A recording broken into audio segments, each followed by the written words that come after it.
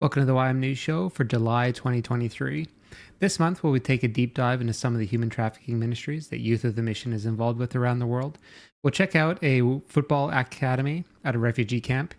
We'll also get to hear about a youth camp that's been running in Albania, find out about a home build in Haiti, and more. So thank you very much for watching, listening, or downloading to this, the 135th episode of the Youth with a Mission News Show podcast. I'm your host, Bill Hutchison. You can contact us, subscribe to future episodes, leave comments, and find links to the stories that we talk about by visiting the show notes for this website, or for this podcast, at ywampodcast.com/135. Now, unless you've been living under a rock, you've probably seen or heard about the FIFA Women's World Cup that's been going on at the moment. So sport's been a long time avenue for Youth of the Mission for ministry around the world, including Olympics, Commonwealth Games, and many other opportunities. Now, that right now also includes a YWAM team that's operating in the Dzaleka refugee camp in Malawi.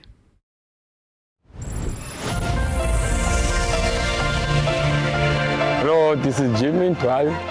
I'm married with Nadine Munezero, and we have two children, Beni and Myros. We are here, refugees, and we are doing a sports ministry in Dzaleka refugee camp in Malawi.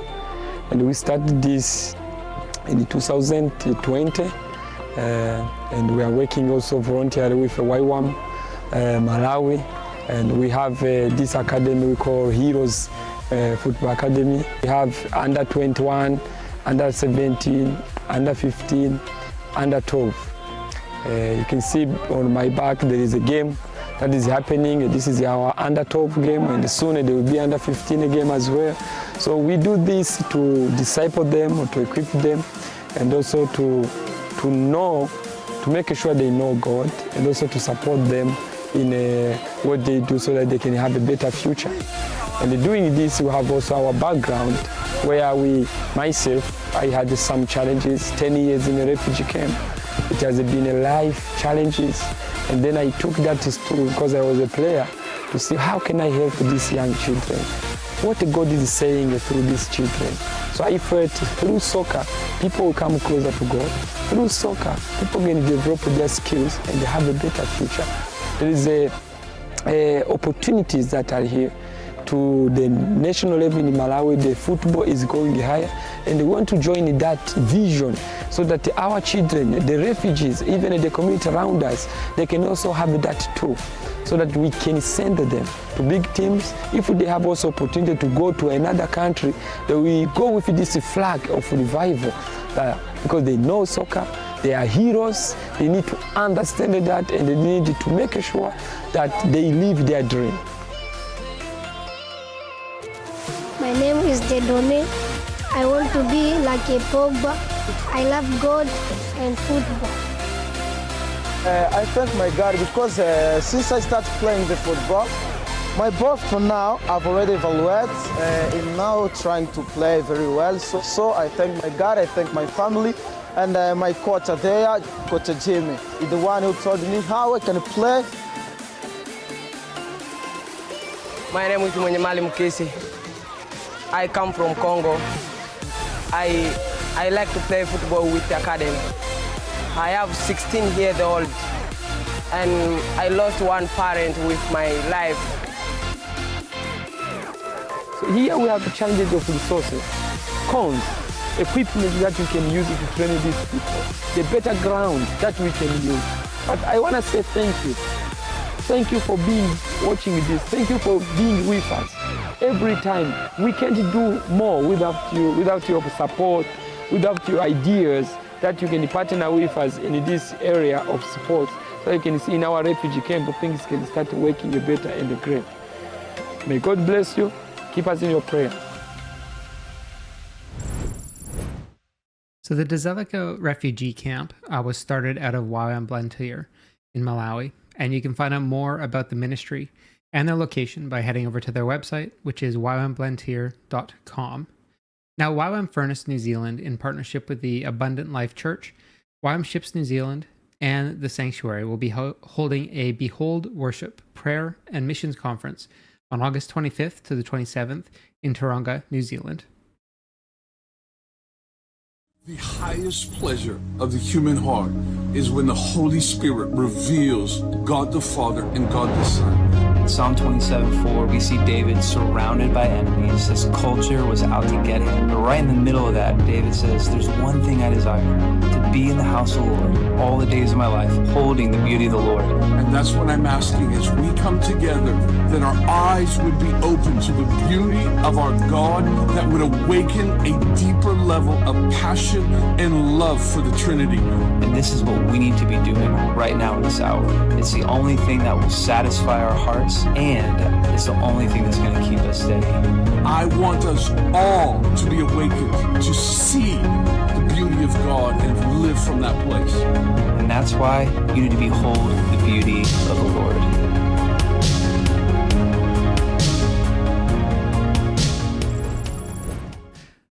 So you can find out more. You can find out more by checking out the website, which is again linked to at YWAMpodcast.com/135. Now, YWAM Gleanings for the Hungry, we've reported about in some of our past episodes of the news show. Now, at the moment, we actually have an update about their ministry in Nicaragua and some of the work that they're doing there. Hey guys, this is Kendra in Nicaragua, and I just want to say thank you so much to Gleanings for the Hungry. We are making family packs right now. We have volunteers here today from Hilawa and Ciudad Sandino, and we are able to put a bag of oatmeal and a bag of dried soup mix in every single family pack that we are making today. We're going to make 1,000 family packs to help 1,000 families on the coast that have been affected by the hurricane.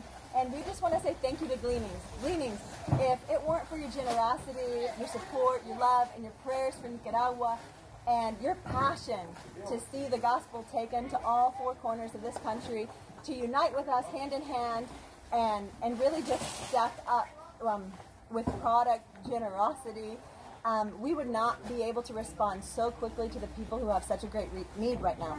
So we just want to say thank you. Thank you for really being ahead of the game, for having this product in our hands before the hurricane even hit. And because of you and your generosity and just the provision of the Lord, we are able to get these products into these bags and out to the coast. We were able to respond immediately. We're the very first people to respond to the disaster. And it was your products, along with other products, that we were able to get into the people's hands. And really in a time of great need where water and food were not available. And we're going to go back out again this week and help 1,000 more families. And we just want to say thank you to all your farmers, all your donors, all your supporters, all your volunteers. Thank you so much.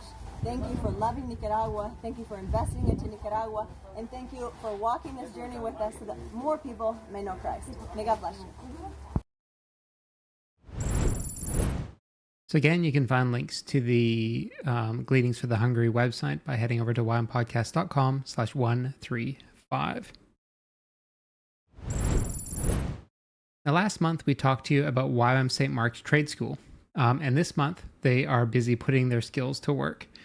But from their Facebook page, they reported that we're currently in the middle of building a home of hope for a widow in our widows ministry. Our electrician and tile setting students have the opportunity to go in and practice what they've learned. And for the first time ever, we are putting ceramic tile and electricity into a home of hope. It's amazing to see so many of our ministries overlap and come together to see the vision of championing youth to bless Haiti and the nations move forward. We're also praising God for answering the prayer of this sweet woman to have a safe and beautiful home. She has lived in the same place her entire life, and it wasn't a home she felt safe in because of the amount of work that it needed. Now she will have a new home to spend the rest of her days in peace. So that's the latest. That's the latest from YWAM St. Mark and the work that they're doing. And again, you can check out their Facebook page and see more about their ministry and more about what they're doing. So we also have an update now from the YWAM Outpost Panama, and an update also taken from their website. So as of April 26, 2023, Outpost Panama has been up and running as a fully functional YWAM base. We've received 3 short-term teams ranging from a week to 2 months stay, and are currently expecting another short-term team, which is the Encounter DTS Outreach, on the 26th. Since arriving, we've finished many projects, base restorations, which include fixing up the main house to become livable after being uninhabited for over a year, and restoring the treehouse that is now our future prayer room and current DTS classroom, as well as community engagement, which are a number of water projects in the neighboring tribes, restoring a casita in the community, and working with local church and kids ministries. This upcoming month, we're planning to launch our yearly fundraising campaign called the Nehemiah Project, with the goal of raising money for community development projects. The Nigabe are an eager people group seeking to better their community.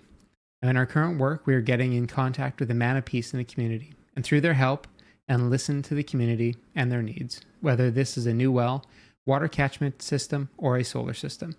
We work with the needs of the community first, and then pull together resources and manpower to get the job done. Through this project, we are not only able to create an environment of self-sufficiency within the community, but also create long-term relationships with the surrounding tribes. Our goal is for these communities to know the Lord and His provision and goodness through healthy relationships and quality of life. So again, you can head over to their Facebook page to find out more, to see the ongoing progress that they're doing within the location that they are setting up there in Panama. Now, YWAM Albania ran a youth camp with the theme of Arrows in Flight this month, and this is a report from their Facebook page. So on the first day, they focused on identity, and as they were learning to stand in the right position to shoot the arrow, and how it's important to know who they are and where they're going. On the second day, the focus was hearing God's voice. As they were taking the position, our hands will go closer to the ear, and how it's important to hear His voice and to know the direction that they're aiming for. Now, alongside the teachings, they had lots of worship time, fellowship times, getting to know one another, lots of activities, fun times, and since they were in duress, they enjoyed the beautiful ocean that's close by. So they asked that we keep praying for the fruit to grow out of the experience for all the participants, as well as for the teams that were involved and all of the work that they did. Again, head over to their Facebook page. You can find out more about YWAM Jurors just on their Facebook page and the work that is happening there. Now, with the Sound of Freedom raising more awareness about human trafficking around the world, I thought it would be good to explore some of the work that Youth of the Mission has been doing to combat human trafficking around the world. And one ministry that's been operating for decades already in this area of human trafficking is in YWAM, Thailand.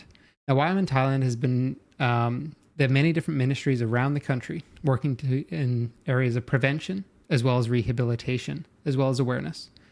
So 2 locations in Thailand that focus on prevention are the Tamar Center and other ministry projects that work with children at risk and women at risk. Some of the ministries that YWAM is working on in the area specifically of rehabilitation in Thailand are the House of Refuge, Eden House, and more work from the Tamar Center. Now, the Tamar Center was started in 1999 with the vision of helping the many women who are working in the sex industry in Pattaya. Their outreach center is in the middle of the red light district, where they reach out to the women working in prostitution and share the light of hope with them. The Tamar Center staff visit women in the bars across the city to tell them about the opportunity to change their lives and to share the love of God with them. Tamar Center is a ministry for women in prostitution, and it is a center that helps women to make a new start in their lives. We visit the women in the bars and invite them into our program. We do have a kind of an open house with English class and also a vocational training center and a counseling program for the women. We do have a hairdressing shop in Soi 6, which is one of the darkest places in Pattaya, and where it's a street where about 600 women and also men are working in prostitution. And in the hairdressing shop we do the hair of the girls, but also it is a place where we minister to the women. A safe place where they can come, talk, share their heart, and we pray for them in that place. It's also a training center for women that have left the program, and we provide a job for them also in the hairdressing shop. So they start to, instead of working in the bars, they start to minister themselves to the women in prostitution. One of the biggest needs of the women to come out of prostitution is to have another income. So our card room and our jewelry room is an opportunity for them to make a new income while they are leaving the bars in the first place. So that is the first job they get when they come into our center, and it gives them an income for them and for their family back home. Because most of the women, they need to send money back home to their children, and this gives them an alternative income. We also have a cafe and a coffee shop and restaurants, and the purpose of that is also job placement for the women and give them opportunities to practice working in our shop, cooking, baking, and this will help them to find jobs in society afterwards, after they leave the program. We also have a pregnancy crisis center, because many of the women here in Pattaya, they become pregnant, and we want to help them during that time, also to prevent abortion. And we do have a little nursery for the women that have given birth to the babies, and the mothers can work also in the card room or in our work projects. One of the things that we discovered is if we help the women individually, it is very hard for them to continue to live in the change of life. So we started to visit their families, and out of that we are doing prevention work now in the northeast of Thailand, because many of the young girls, they are from very young age prepared to marry a foreigner in the future. And through our programs we try to prevent that they will end up in Pattaya. Pray for us and to support and share what is happening here in Pattaya. Practical help is possible. We receive teams to come here for a short time, also volunteers that want to come and work from 3 months to a year, or long-term staff. There's always a need for long-term staff and people that are there helping to develop the work. And for sure, financial support. We can't do it without the finances also. So there are a lot of powerful testimonies on the Tamar Center website about how women who have left the sex trade, and many lives that have been changed through the ministry. Now you can read more about them by heading over to their website, which is tamarcenter.org. Now, Eden House is a Christian-based home that was created in 1997, just 30 minutes from the Burmese border. So Eden House is dedicated to extracting young girls, mostly Hill Tribe people, from extreme at-risk situations. At-risk means these young girls may be sold by a parent or village member into prostitution or slave labor to help support their drug or alcohol addictions. AIDS is taking its toll too, with orphans in each village. Girls in situations like these can't fight for themselves and are offered little chance of hope or escape. Eden House has 33 girls, aged 5 to 20 years, living in 3 homes, each one a sanctuary and a safe place. You can find out more about the Eden House project on the YWAM Thailand website, which is ymthai.org/EdenHouse. Now, the House of Refuge is a name given to a ministry operating in Chiang Rai in Thailand, and this is exactly what it is for. There's 30 girls aged 6 and up, and these girls have been abused, usually within their families and communities. In House of Refuge's 3 homes, surrounded by a caring, loving environment, they're able to receive both physical and emotional healing. With God's help, their shattered lives are healed. They're able to continue with their education or also to learn a profession. Now, if you visit the House of Refuge page on the YWAM Thailand website, you can read some testimonies from girls who have found refuge there, including one young girl who was sold to a village seeking gold to be a human sacrifice. Again, you can read that testimony on the YWAM Thailand website at ymthai.org/House of Rescue. Beyond One is a ministry run by YWAM Wiley in Texas. Beloved One is an anti-human trafficking ministry that reaches into trafficking hotspots in Dallas each week. Their teams pray for and minister to women caught in the sex trade. We started working with children at risk in a low-income community here in Wiley. We send a team in every week that works with the kids. 80% of the fathers in the community that we go to are actually incarcerated, so it's hard for them to get more than 1 meal a day with just a single parent and a single income coming in. It means a lot to them when we have food for them, whether it's pizza. Every now and then we'll grill some burgers or hot dogs, and it's just another way of really just providing for them and connecting with them and just showing that we care and love them. We began to recognize that Human trafficking isn't just happening overseas, but it's happening right here in Dallas. So we formed a team called Beloved One that goes down every week into the area of Dallas that has a lot of strip clubs and a lot of trafficking happens. Our team of women go into the strip clubs. They build relationships with the ladies working there. They're going into the dressing rooms. They're praying with them. They're sharing about the Lord with them and giving them hope of a different kind of life.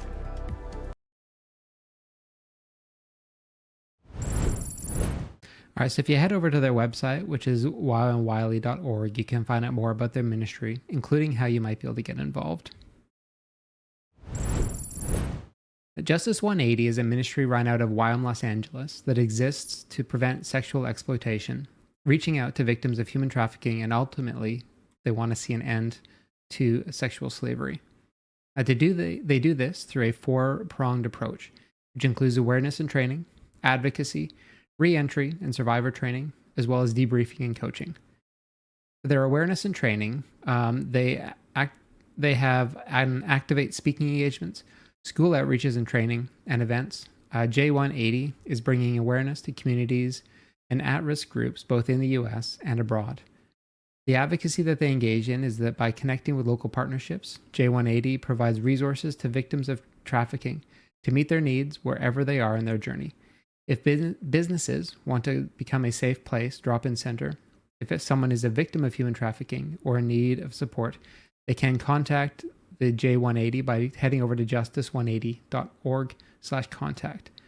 Now, the re-entry and survivor training provides life skill training to champion survivors to live life with healthy practices in order to see them succeed in rewriting their story. They also offer vocational training and placement in their network. For debriefing and coaching, they offer that to survivors as well as to those who work with the survivors. They believe with the right care, tools in hand, and forward progress that survivors and those fighting alongside them can live healthy, sustainable, and empowering lives. You can visit justice180.org to find out more. Escape is a ministry of YWAM Musenberg, and it's a safe home that desires to bring holistic restoration to women coming out of human trafficking and exploitation by providing victims with physical, psychological, emotional, and spiritual care. For over 10 years, Escape has provided safety and holistic care to survivors of human trafficking in South Africa. As the first and only human trafficking-specific safe house in the whole country, Escape has created a sanctuary, restoring dignity and nurturing hope for women, survivors, and their children. The ministry provides free housing, counseling, and medical care. They provide individualized therapeutic programs, education and skills training, economic opportunity. So you visit s-cape.org.za for more information about their ministry. Freedom 61 is a ministry of YWAM Latvia, bringing hope and light into the darkness surrounding sexual exploitation. It was founded in 2010 with prayer walks around Riga and a heart to see women freed from exploitation. Their ministry is now serving in many spheres, stemming from this same desire to see people set free. Now, they do this through multiple avenues or ministries. This includes the Freedom 61 Women's Center. This is located in the Latvian countryside and offers a place of hope and restoration for women coming out of addictions, sexual exploitation, and chaotic lifestyles. It was founded on Christian principles. The center offers a holistic approach to healing, life skills training, counseling, Bible studies, vocational opportunities, and giving back to the community. They also have the Freedom 61 Cafe. This is their main outreach location to women on the streets of Riga, and it happens at that cafe. So it's located in an area where prostitution is very prevalent. 3 nights a week, they provide a safe place for women to come and be treated like human beings, receiving homemade soup, hot coffee, and lovingly prepared baked goods. They get to know the women, show them unconditional love, and provide them resources to step out of prostitution when they are ready. There's also an Old Town outreach. Now, Old Town in Riga is sometimes referred to as the Bangkok of the Baltic because of the prevalence of sexual tourism. To reach those who have been sexually exploited, they also reach the demand. They connect with men who come to Riga through honest dialogue and raising awareness of sexual exploitation, partnering with men from local churches who go out there twice a month.